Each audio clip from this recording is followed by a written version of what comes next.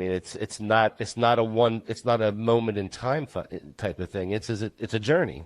And like you mentioned, those cracks in the mirror. Those cracks in the mirror also help you see where the good and bad lie. So I think you need to understand the bad so you can put the good in perspective. That's how I feel. Exactly.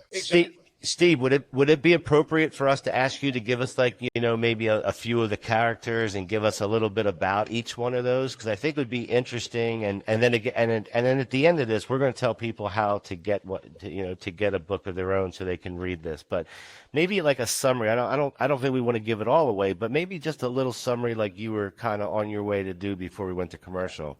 And Steve, if I can say for a minute, I'm going to read the book to Phil, because, Phil can't read.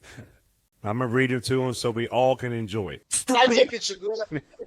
If you go outside when the moon is visible and you look into the moon and you feel the lunar bright rays of the moon, you'll feel one of the main characters in my book. Ixchel is the Maya moon goddess.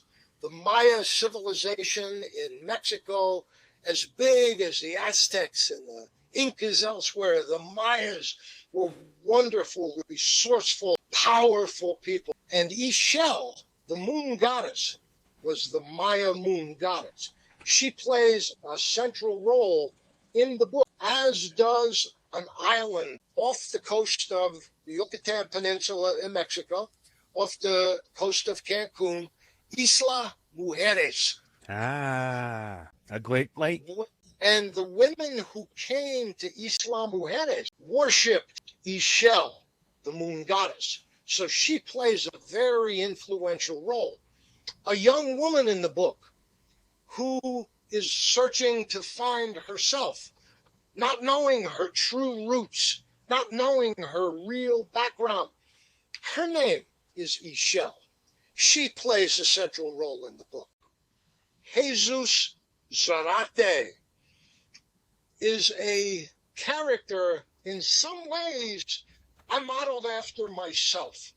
So as a renegade outlaw newspaper columnist, Jesus Malverde plays a big role in this novel in trying to find himself and dig deep into his goodness as opposed to his violent nature and his recklessness that he displayed many times in his past.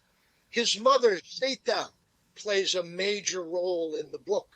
The Mexican culture, very powerful in this book.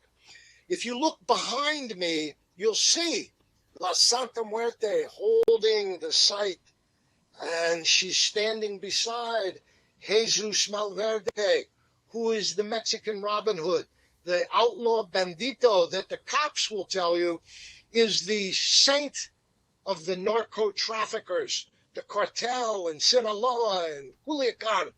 But the people know that Jesus Malverde is a saint of the poor, is a saint of the people. He gives the power and the hope to people who are hopeless, who lack power.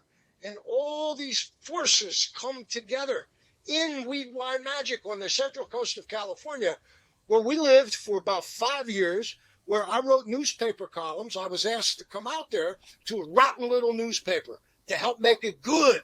And I went out like Zorro to spread truth and light on the frontier. But when they sold it to the Children of the Corn, a corporation in Iowa, they fired me. So that was okay.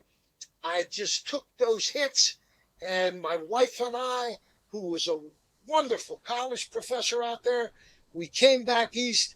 She's now taking the spiritual strength she learned from the Mexican community. She's applying it to working with immigration. I'm applying it to start trouble wherever I can start it for a good cause, because we know people need people to help them, and we will help them, as will Weedwine. Man, that's intense. So wait. One last guy, Bud. Bud is the son of a C company executive, and Bud loves to get high. He calls himself Bud after Bud. I like that. Bud winds up driving the Doobie Mobile. You know what, like that Wiener Mobile is? Yeah. Well, Bud got one, but it's in the shape of a joint, okay? So Bud drives the Doobie Mobile around, and then Bud gets hooked up with the commune, and they start making the Weedwine Magic.